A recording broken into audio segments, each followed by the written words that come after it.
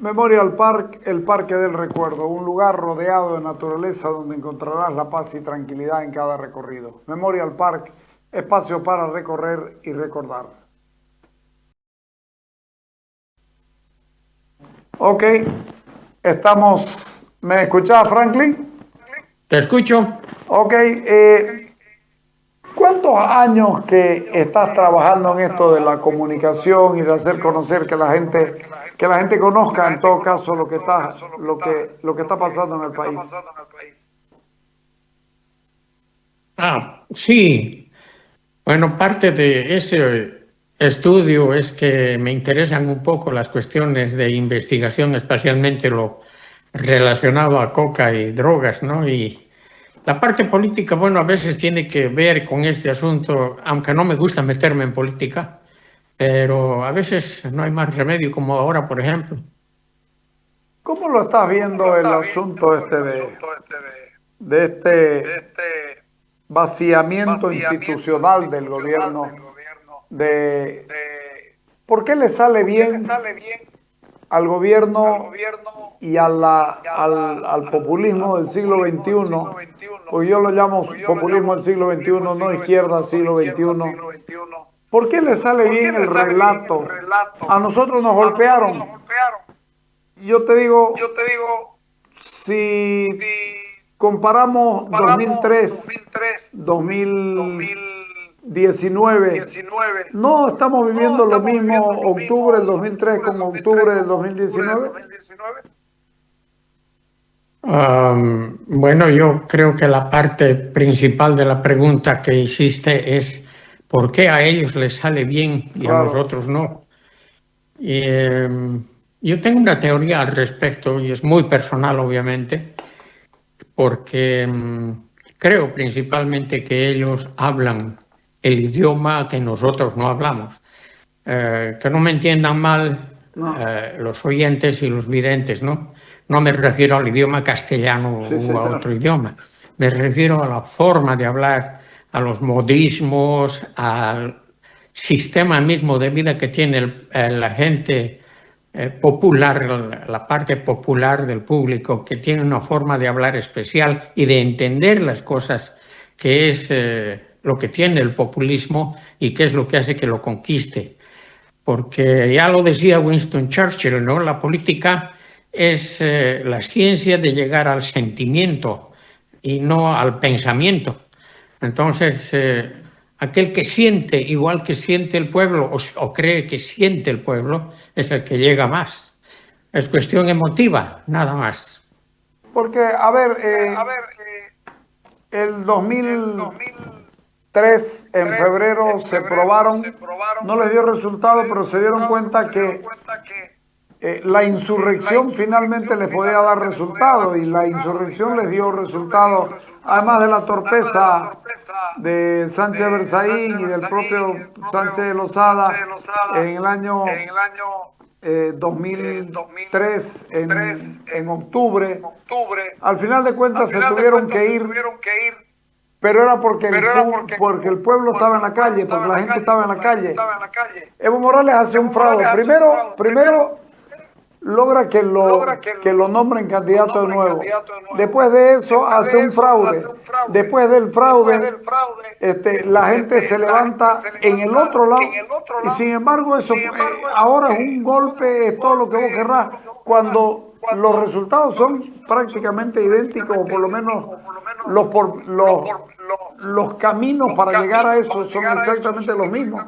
En los dos casos ha habido una sucesión presidencial, etcétera, etcétera, con la diferencia que a Carlos Mesa fue gobierno y no les gustó y también lo bajaron, y después le tocaba a Armando Bacadíes y no lo dejaron asumir, y le tocaba a Mario Cosío y tampoco lo dejaron asumir, y sin embargo acá Yanine Áñez convoca elecciones y resulta que está presa por golpista. A ver, contame. Es un poco complicado el tratar de entender qué es lo que políticamente ha pasado, pero yo creo que en general lo que ha ocurrido y lo que está ocurriendo en el país es un cansancio de las clases políticas que hemos tenido históricamente en el país. Coincido. El pueblo estaba aburrido, estaba realmente agotado de escuchar el mismo discurso durante tantos años desde 1952 y los gobiernos sucesivos no han cambiado el discurso, aunque Goni trató de hacerlo en su segunda gestión. Pero después, cuando Goni ganó la elección, gracias a una empresa norteamericana, además, que contrató para que pueda subir su nivel de votación y utilizó sistemas norteamericanos para subir su votación, en esa época el pueblo quería escuchar ya un lenguaje diferente del lenguaje político que había escuchado desde 1952 hasta el 2003 y no encontraba ese lenguaje diferente. Evo Morales lo que hizo es utilizar un lenguaje diferente, empezar a hablar más de las masas, de los oprimidos, de los marginados y puso ahí su granito de racismo porque empezó a hablar a favor del indígena y esas cosas que no había escuchado antes el pueblo boliviano y se sintió identificado con lo que él decía. Y además hay que añadir a eso que agregó la violencia. No te olvides ese bloqueo que tuvo en el Chapare y en el resto del país, que duró más de un mes y que terminó de cansar también al público boliviano y dijo, bueno, votaremos por a ver qué pasa. Y pasó lo que está pasando hasta ahora. Pero el resultado es el mismo que el de el cansancio de la gente de Evo Morales en octubre del 2019. El fraude le molestó a la gente de verdad, la gente que estaba en las calles, conteniendo incluso a los que le quemaban la casa a Casimira Lema, a los que a Waldo Albarracín, sí. No, dime, termina. No, te digo, los que tenían a mal traer a Waldo Albarracín y todos los problemas estos. Sin embargo, volvieron al gobierno, siguieron actuando con el mismo abuso del 2009 con Evo Morales y el caso del Hotel Las Américas, y no pasa nada. Pareciera que no hay nada en este país que cambie. Yo comparto con vos en el sentido, además, me parece muy inteligente hacer una separación de discursos entre un momento y otro, porque es evidente que el país ya estaba cansado de todos ellos, ¿no? Así es. Lo que ha pasado con Waldo Albarracín y con Casimira Lema, etcétera, el 2019 me recuerda un parangón especial con Hugo Chávez, porque no sé si recuerdas el año 2002, Hugo Chávez se hizo dar un golpe con los militares, que lo sacaron, mejor dicho, le hicieron renunciar. Él mismo se hizo renunciar con los militares, porque después fueron los mismos militares los que lo trajeron a Hugo Chávez y entró triunfante y empezó a descabezar a la oposición y también a la empresa petrolera venezolana, donde hizo tabla rasa votando a más de 2.000 empleados. Es decir, esa época ya tenía Hugo Chávez la intención de ser un gobierno autoritario y lo manifestó realmente. No lo dijo explícitamente, pero lo dijo implícitamente. Entonces, yo creo que lo que ha ocurrido últimamente, en estos días, se aclaró. Lo que ha ocurrido con Casimira Lema, con... ¿qué se llama? Waldo Albarracín. Sí. Entonces yo creo que ha ocurrido lo mismo y Evo Morales quería repetir lo que hizo Hugo Chávez en el 2012.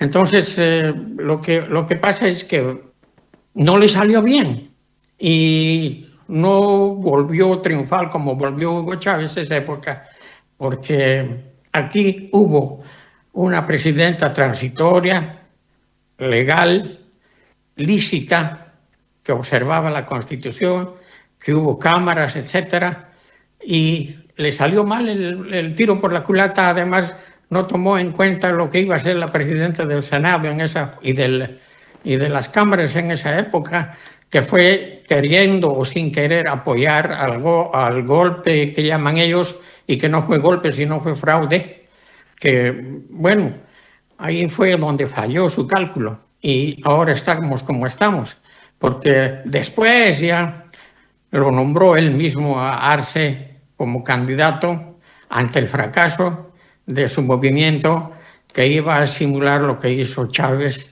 en Venezuela.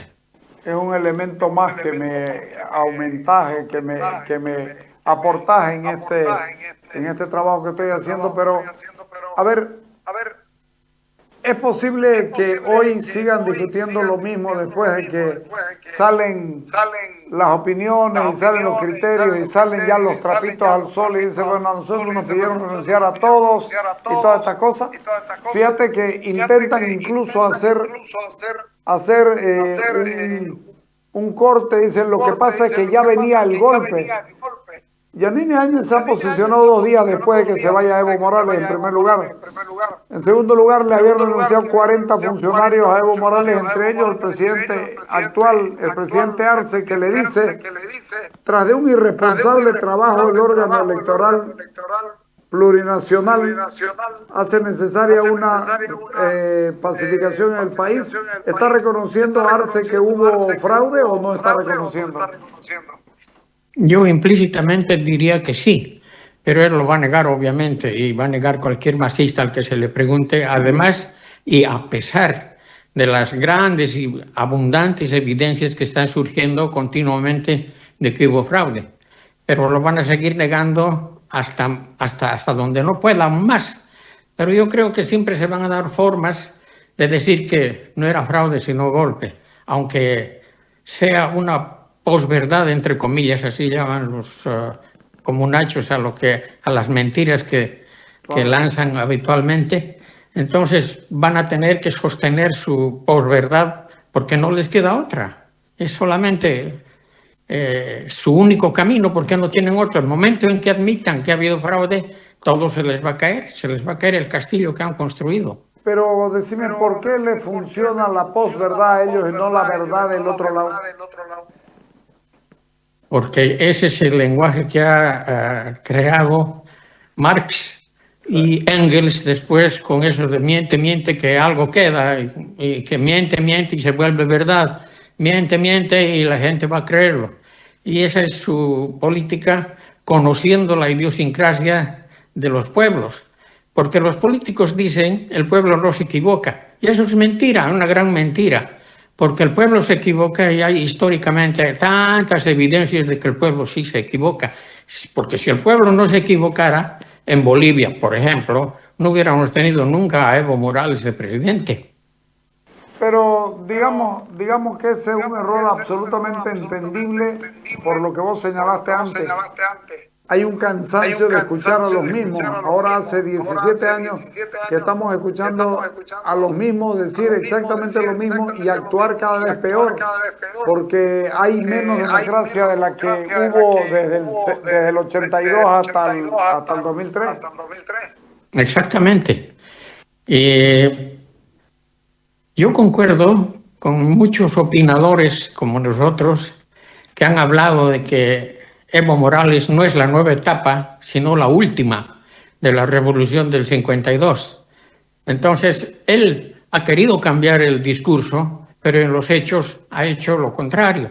Entonces, la gente se está dando cuenta de lo que ocurre.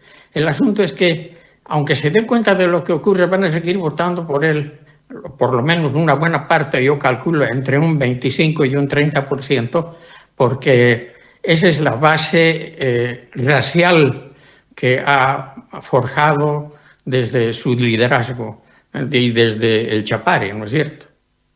Ahora, hablando del Chapare, la alianza política Cocaleros con movimientos radicales del populismo y de la izquierda, finalmente terminan haciendo un gobierno en el que tenés cocaína y poder al mismo tiempo, y el poder además a 500 kilómetros de la sede de gobierno, que está en el Chapare y no en la Plaza Murillo.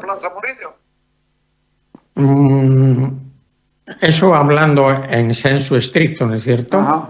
Porque yo creo que la coca y la cocaína, esa pareja, esa dupla que no se puede separar, coca-cocaína, está en todo el país.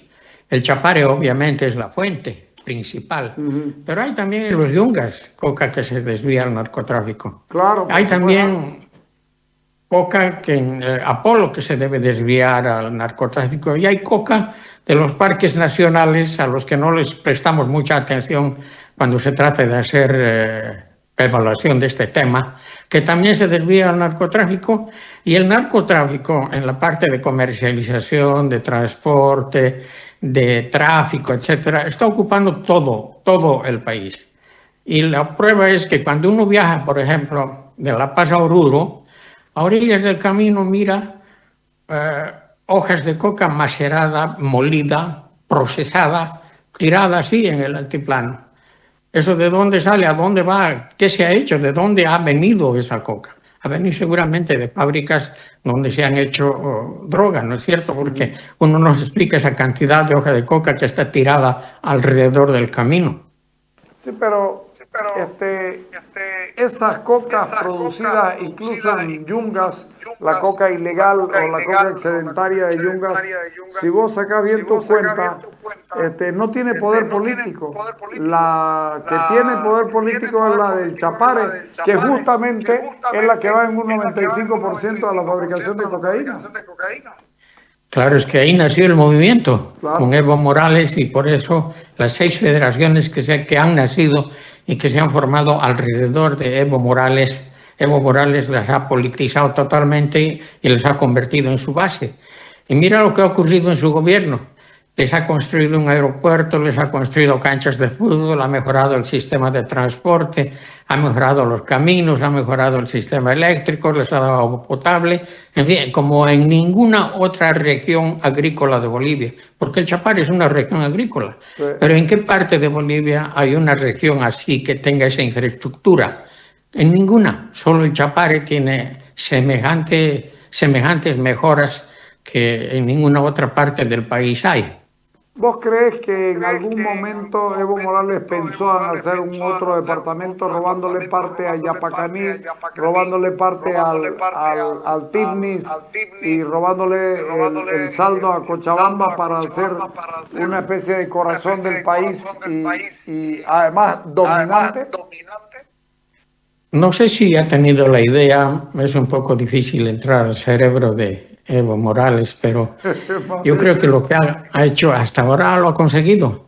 Ha hecho del Chapare una republiqueta en el país donde es difícil que el Estado, por ejemplo, tenga la autoridad que tiene en el resto del país. Inclusive ahora, por las cosas que dicen entre los cocaleros que están, o mejor dicho, los masistas que están peleando entre ellos, las cosas que se dicen entre ellos no las diría un opositor, porque estaría en la cárcel. Pero un masista, así sea opositor del masismo oficial, puede decir lo que sea y no pasa nada, no está en la cárcel. Se andan gritando como en los mercados, pero ahí se acaba.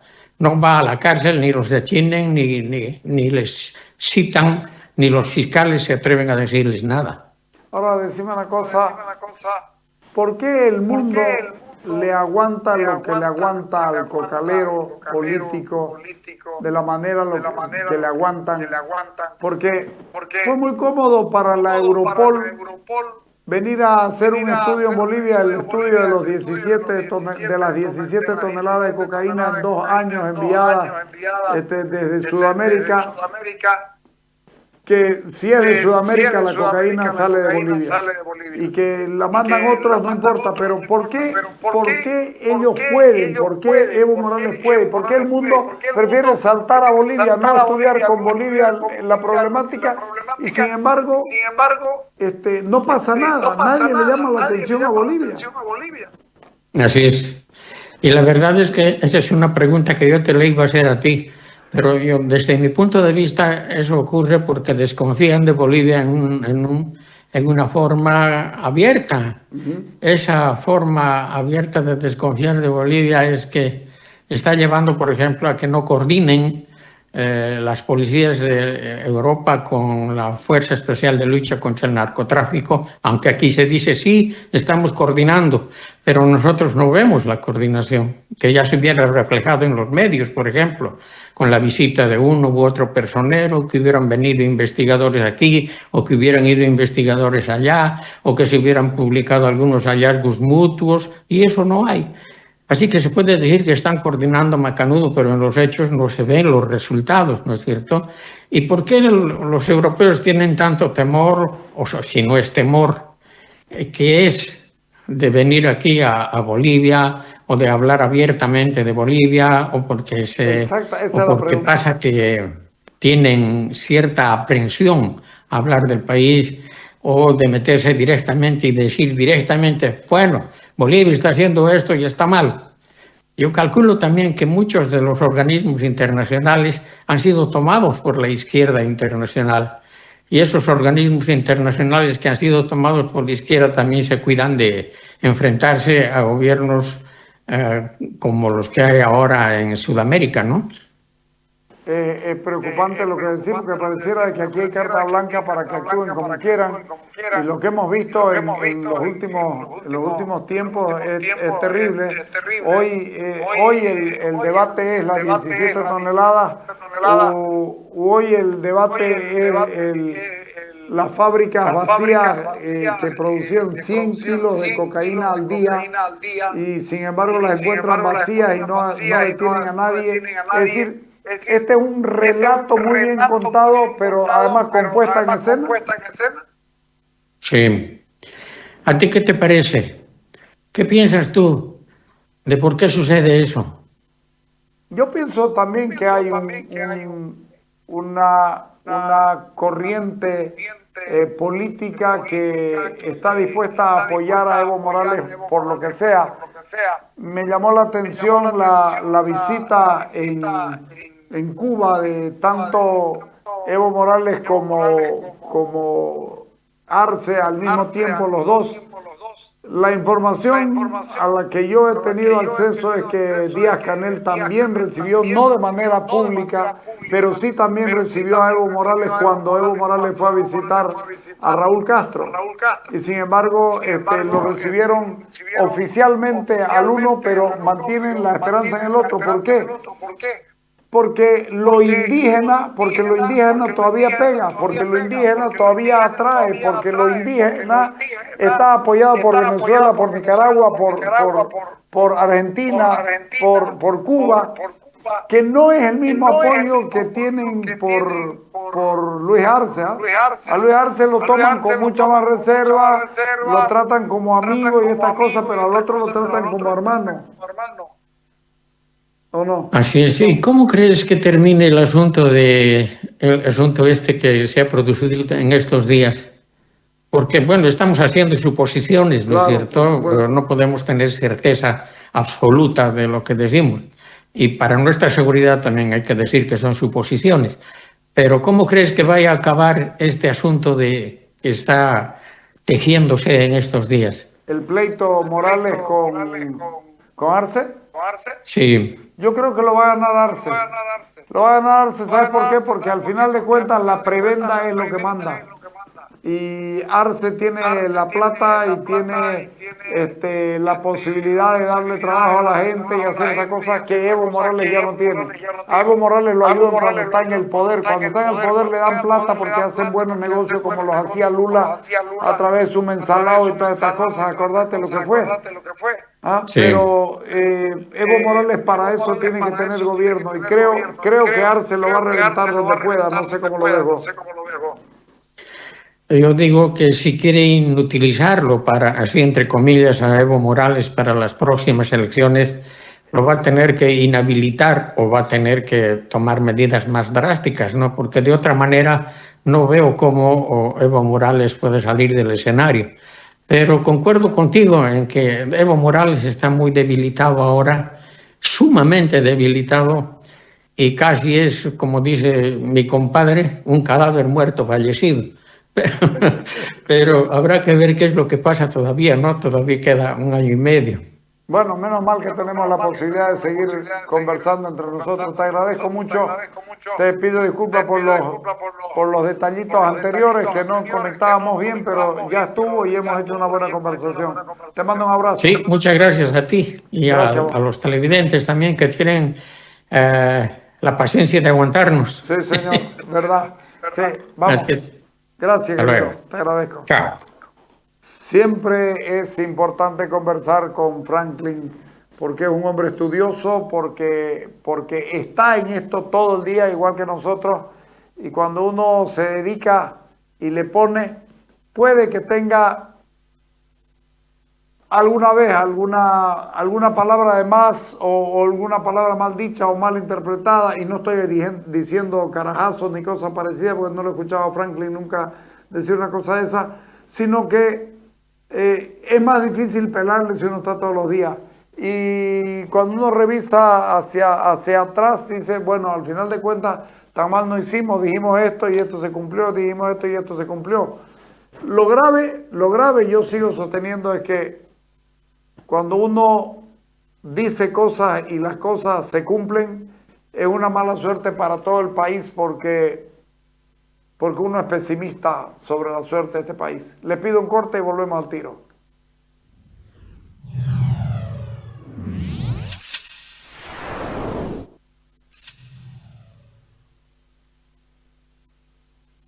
Hace más de 30 años que Chocolate se unió a la leche y formaron un clásico para nuestras vidas. ¿Quién no ha tomado un chocolate delicioso? Es por eso que ahora lanzaron una nueva campaña, juntando dos clásicos de nuestra infancia como el rock y las series animadas. ¿Qué estás esperando para ver la nueva publicidad de Chocolate? Te va a encantar, y más si la acompañas de tu chocolate listo para tomar a toda hora.